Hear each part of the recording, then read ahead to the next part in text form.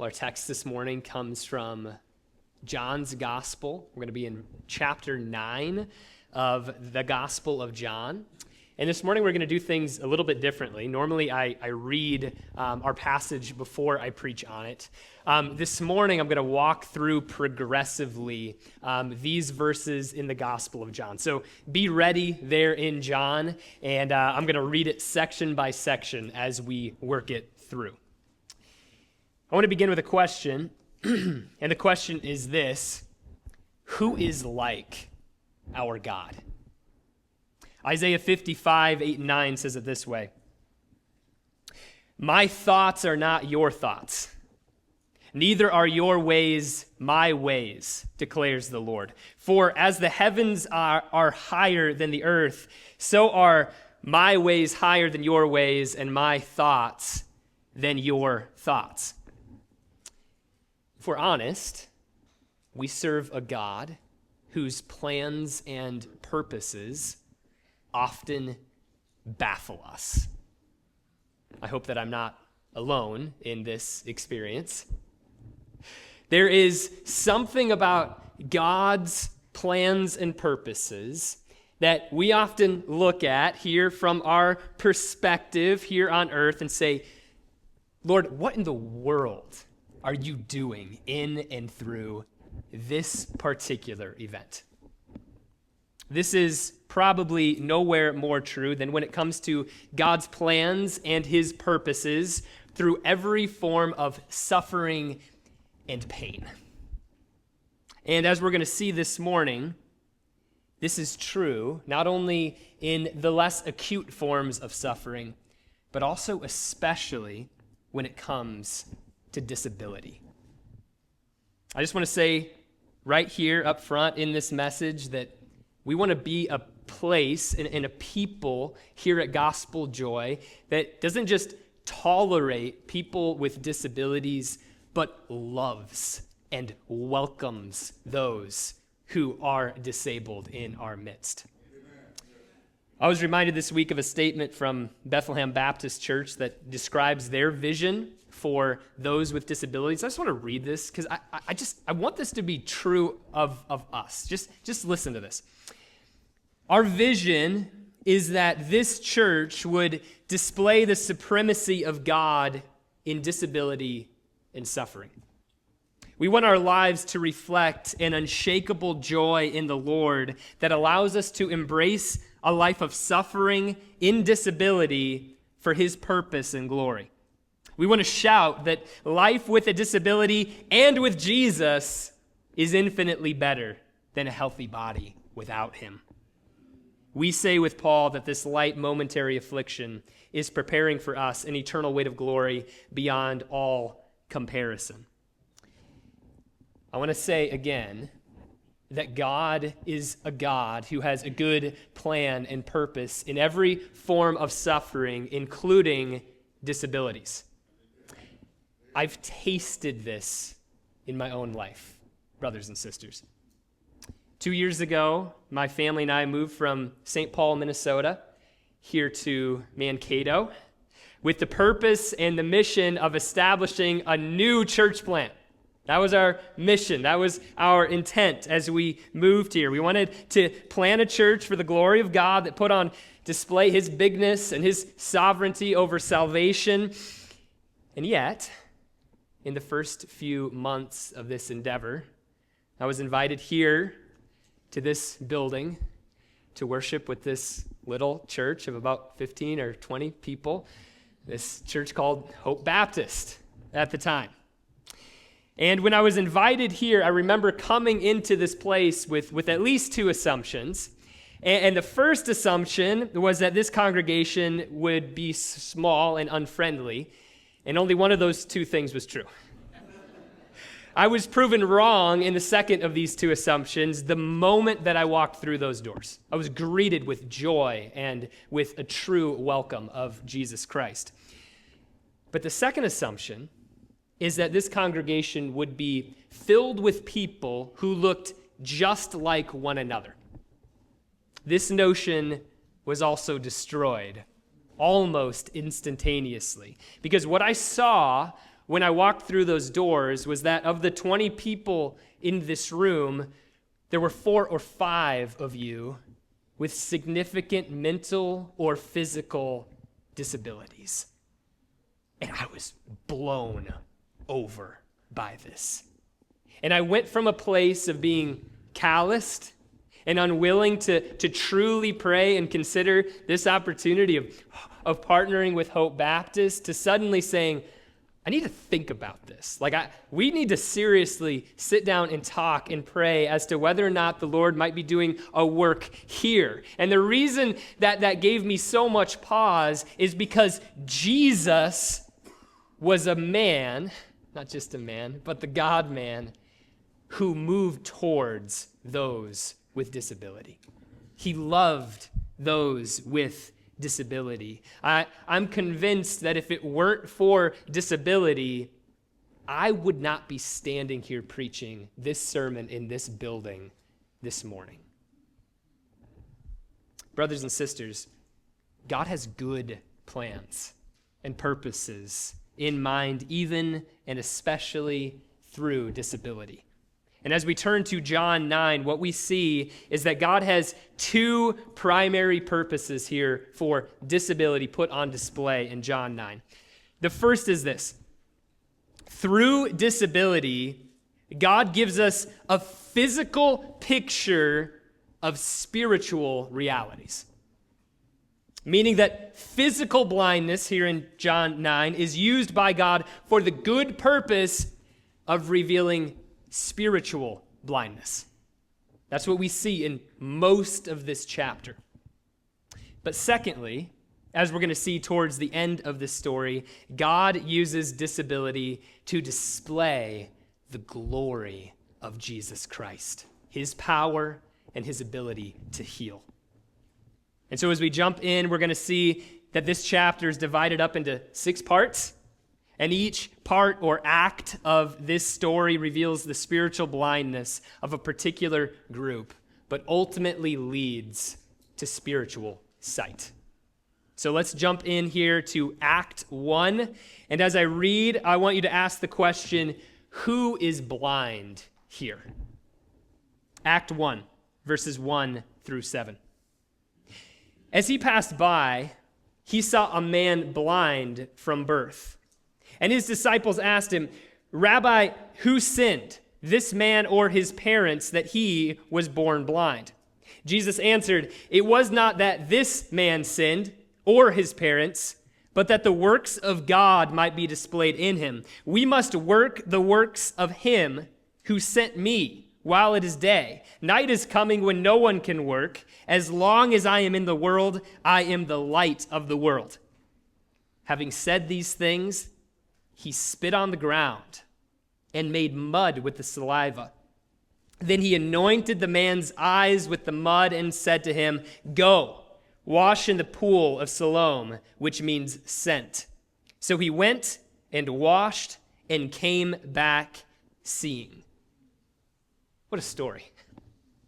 It's amazing to me that John takes just 7 verses to relay the actual miracle that happens in this chapter of more than 40 verses.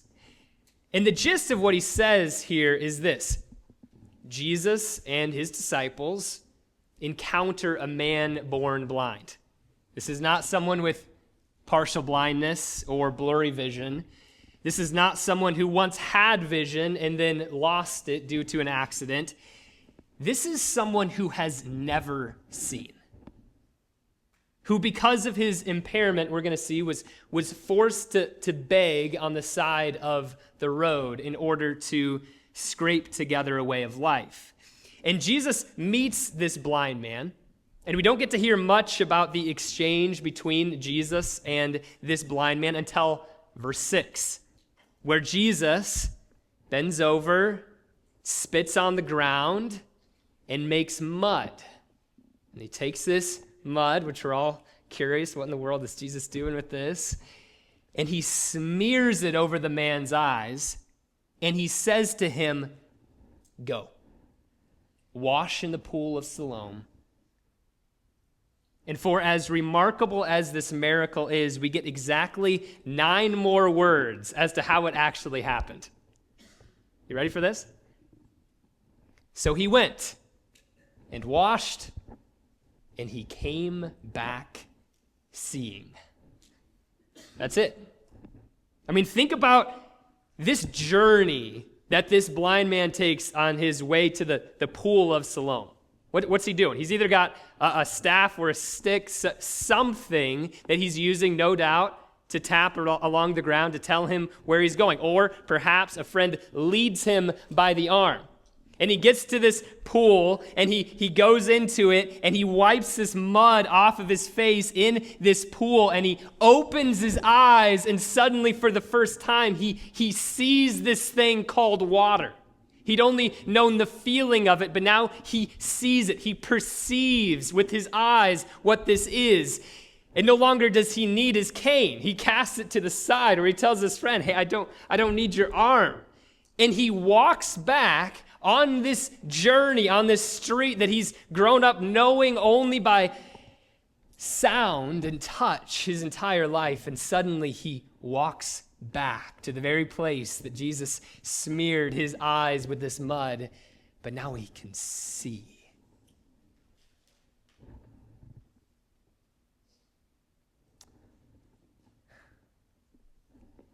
The glory of Jesus is indeed revealed here.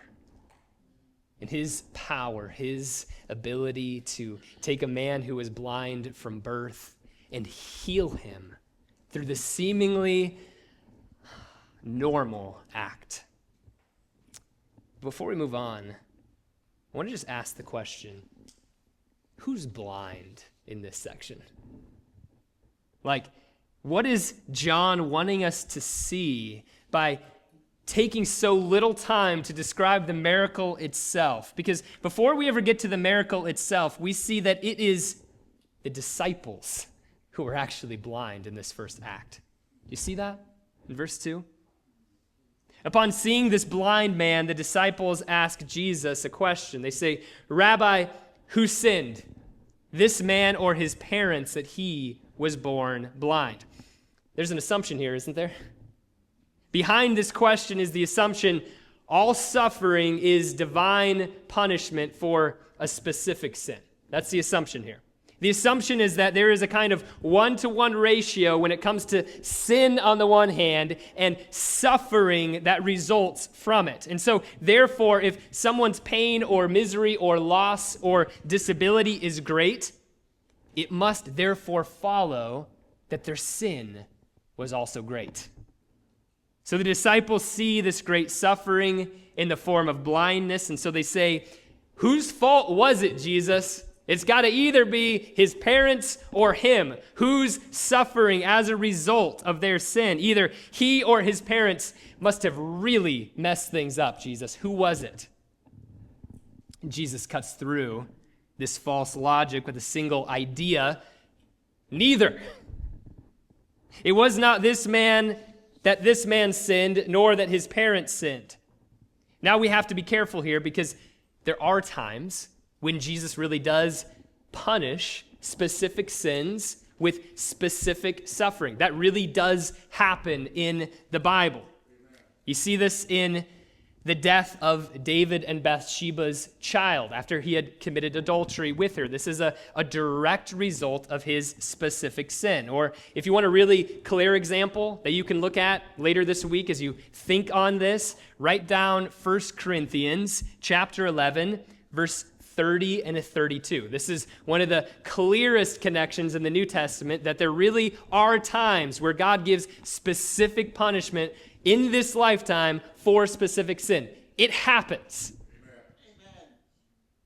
But there are many other times, and would I dare say most times, that God allows pain and difficulty and sorrow not as a specific judgment or correction, but simply to display his glory and to teach us patience and endurance in the face of that suffering. Amen. I would say, again, this is the main way that God operates. And so, yes, sometimes specific afflictions are brought for specific sins, but not usually. And the whole book of Job is written mainly to address this very idea. This is Jesus' point here. Not that this disability is a result of his sin or his parents' sin, but that the glory of God might be revealed. Amen. Brothers and sisters, one of the dangers here is this, that we, like the disciples, can look around at those who have suffered greatly, and we can wrongly assume that they must therefore be very great sinners. We can do the same thing. Amen. What did they do to deserve that? Answer, probably nothing. When we do this, we put ourselves in the place of God. Amen. When we assume that we can tightly connect someone's suffering to their specific sin in any given instance, we err. Amen. I would remind you that it is God who perfectly understands his purposes and plans, both for disability and for every other form of suffering in our lives. Amen.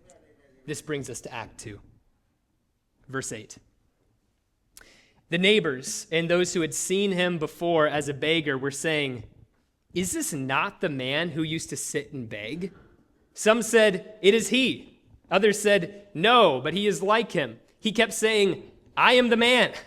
So they said to him, "Then how were your eyes opened?" And he answered, "The man called Jesus made mud and anointed my eyes and said to me, 'Go to Siloam and wash.' So I went and washed and received my sight." They said to him, "Where is he?" And he said, "I do not know." Let me ask, who's the blind person in this section? Well, no longer is it the man who was formerly blind. It's now the neighbors that we see that are blinded. The very people who saw this blind man day after day cannot recognize him. They knew his face. They knew the sound of his voice. They would have recognized his clothing, but they could not believe that he had truly been healed. Some in the crowd said, "It's him," but others said, "No, it's just someone that looks like him." And I love the irony in verse 9. It's almost like in the midst of this argument between these neighbors, the blind man sort of like raises his hand in the midst of this, right? And he's like, oh, hey, guys, can I just say something? Yeah, I'm him. I'm the guy.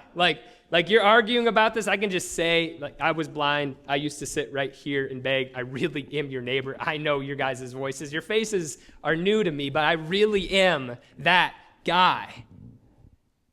And when it comes to the neighbors, why are they blind? Why couldn't they recognize this man? I'm convinced that so many of them were blind through the assumption that it is impossible for someone who was born blind to be healed. They share the same notion that this blind man relays in verse 32 when he says, "Never since the world began has it been heard that anyone opened the eyes of a man born blind." This is simply something that cannot happen. Not just something that's unlikely to happen, like the Vikings winning the Super Bowl. Okay, that's probably never going to happen. Okay, I'm sorry, but it's true. But this is something like pigs flying, all right? This is something that literally never happens. And so the people go, well, we know that this couldn't be the thing because we know him. We know that he was really and truly born blind. So there's absolutely no way. These are probably good Jews. They're living in Jerusalem, and so they know Exodus 4:11. And the Lord said to him, "Who gave man his mouth? Or who makes the mute or the deaf, the sighted or the blind?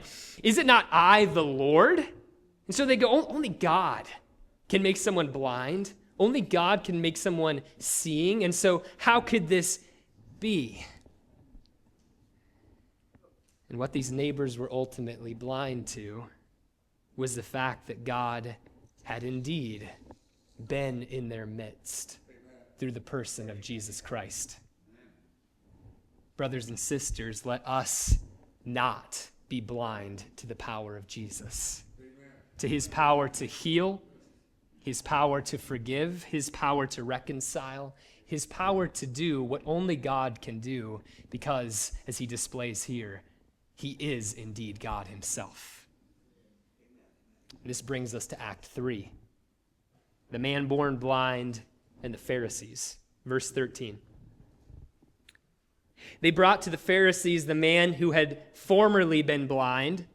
Now it was a Sabbath day when Jesus made the mud and opened his eyes. So the Pharisees asked him again how he received his sight, and he said to them, "He put mud on my eyes, and I washed, and I see." Some of the Pharisees said, "This man is not from God, for he does not keep the Sabbath." But others said, "How can a man who is a sinner do such signs?" And there was a division among them. So they said again to the blind man, "What do you say about him, since he has opened your eyes?" He said, "He is a prophet." Once more, this healing by Jesus causes division among the people. First, we saw it with the neighbors, and now we see it with the Pharisees. But here, we need to ask the question again, who's blind? And it's obvious this time. It's the Pharisees. The Pharisees are blind, and what they're blind to is the fact of who Jesus is. What makes them blind? What keeps them from seeing who Jesus really is? Answer: these men are blinded by their intricate system that they've established to try and keep the law. Notice here that the Pharisees are continually offended by what Jesus does on the Sabbath. And in fact, the Pharisees had no less than 39 specific prohibitions against work on the Sabbath. They wanted to make sure that nothing happened that could possibly be called work. And one of the items on this list, I love this, that the Pharisees had put on there was the kneading of dough, or, catch this, the kneading of clay. Okay? So what the Pharisees are doing here is calling out Jesus for doing a work, because the same word that it says when Jesus made mud, that's the same word. He kneaded mud. He formed it with his fingers and then put it on this man's eyes. And so rather than giving glory to God for this miracle, the Pharisees go, no. We see what you did there. You were kneading mud on the Sabbath. That's work. Therefore, this miracle, absolutely worthless. They are so concerned with their own law and their own sense of self-righteousness that they could not see what God was doing right in front of their faces. Amen. Let us remember, brothers and sisters, that we too are prone to miss the wonders of Jesus because of our graceless attempts to keep the law on our own power as well. And this brings us to Act 4. The Pharisees and the parents of the man born blind. Verse 18. The Jews did not believe that he had been blind and had received his sight until they called the parents of the man who had received his sight and asked them, "Is this your son who you say was born blind? How then does he now see?" His parents answered, "We know that this is our son and that he was born blind. But how he now sees, we do not know, nor do we know who opened his eyes. Ask him. He is of age. He will speak for himself." His parents said these things because they feared the Jews. For the Jews had already agreed that if anyone should confess Jesus to be the Christ, he was to be put out of the synagogue. Therefore, his parents said, "He is of age. Ask him." Of all the accounts of spiritual blindness here in John 9, I find this one to be the most tragic. Here the Pharisees ask the parents of this formerly blind man basically 3 questions. Number 1, are you this man's parents? We are. Number 2, was he really born blind? He was. But at the third question, the parents falter. They ask, how then does he now see? And what we find here is that the parents refuse to answer the question, or more accurately, they answered this question with dishonesty. They know full well who has done it. Their son has not shied away from proclaiming whose power has opened his eyes, and yet tragically they reveal that they are those who love and desire the glory and the praise of man more than the glory and praise of God. They say simply, we do not know. His parents said these things, verse 22, because they feared the Jews. For the Jews had already agreed that if anyone should confess Jesus to be the Christ, he was to be put out of the synagogue. The parents willingly blind themselves here. You see that? They feign ignorance. Here, as we have already seen in this gospel, again, I'll just say it, the parents of this man loved the glory that comes from man, the approval, the comfort that comes from man, more than the glory that comes from God. Rather than telling the Pharisees to stuff it, they stuff it themselves. Oh, brothers and sisters, let us not blind ourselves to Jesus through the fear of man. Let us worship Jesus, come what may. Let us not fear man. What can man do to us, right? After killing the body, what can man do to us? Absolutely nothing. I'll tell you the one that you should fear. Fear him who, after killing the body, is able to cast you into hell. Yes, fear him. Let us honor this God who is with us. Let us honor this God who is doing acts among us. Let us be, as we will see, not like the parents, but like this blind man who was healed by Jesus. Look with me at verse 24, Act 5. The man born blind and the Pharisees once more. So for the second time, they called the man who had been blind and said to him, "Give glory to God. We know that this man is a sinner." He answered, "Whether he is a sinner, I do not know. One thing I do know, that though I was blind, now I see." They said to him, "What did he do to you?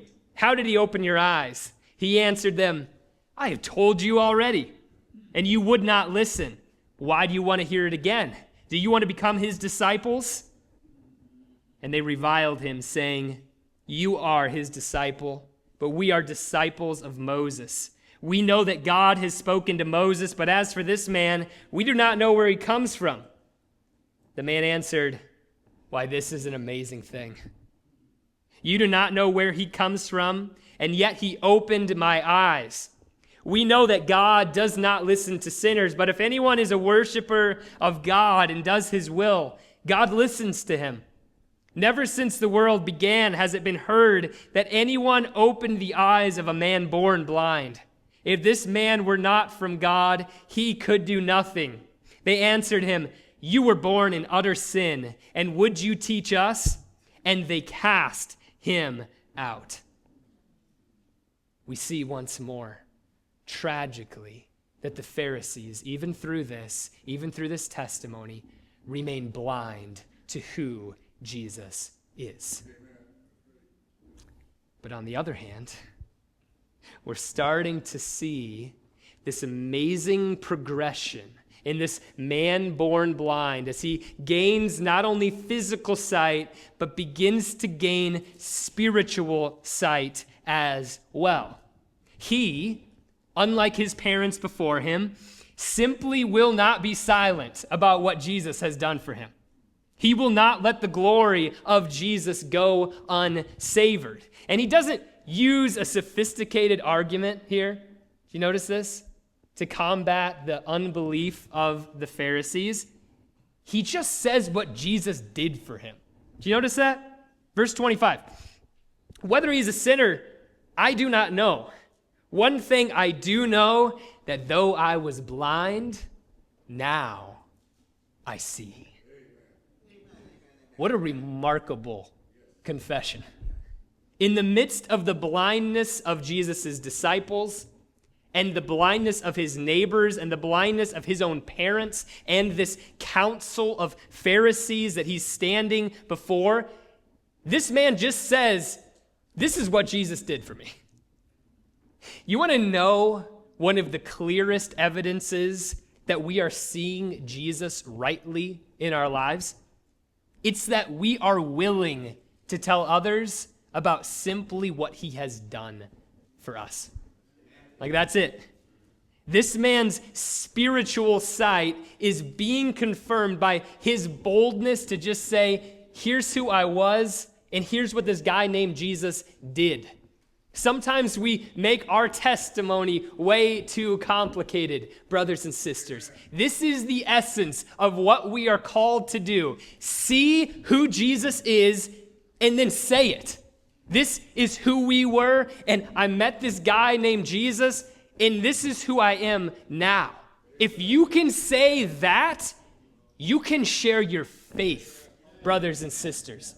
I want you to ponder this as you and I in this room will have 100 different opportunities over the next month, Thanksgiving and Christmas, to be bold about what Jesus has done for us. Ponder these things, brothers and sisters. Who can you simply say this Thanksgiving, this Christmas? Who can you look in the eyes and just say, I was blind, and this guy named Jesus healed me. He gave me sight, and now I know him and love him.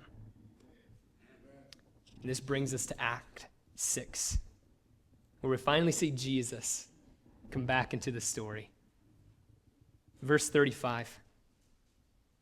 Jesus heard that they had cast him out, and having found him, he said, "Do you believe in the Son of Man?" He answered, "And who is he, sir, that I may believe in him?" Jesus said to him, "You have seen him, and it is he who is speaking to you." He said, "Lord, I believe." And he worshiped him. Jesus said, "For judgment I came into this world, that those who do not see may see, and those who see may become blind." Some of the Pharisees near him heard these sayings and said to him, "Are we also blind?" Jesus said to them, "If you were blind, you would have no guilt. But now that you say, 'We see,' your guilt remains." We ask the question one final time together, who is blind here? And we see once more, tragically, that we can mark the box that the Pharisees are still blind, even after all of this. In verse 41, Jesus issues a warning. He says, if you were blind, you would have no guilt. But now that you say, "We see," your guilt remains. And what Jesus is doing here is very similar to what he does in Luke chapter 5, when he says, "Those who are well have no need of a physician, but those who are sick." And the point is not that when Jesus came to earth, some of us were well and others of us were sick. The point is, no. All of us are sick, but there's only some of us that are beginning to realize it. This is true in the same way of these Pharisees. He says, if you would just say that you were blind, the light of the world could open your eyes in an instant. To be spiritually sick and yet to reject the one antidote for this sickness and for this blindness is indeed a fearful place to be. But the man who was formerly blind shows us a far better way, brothers and sisters.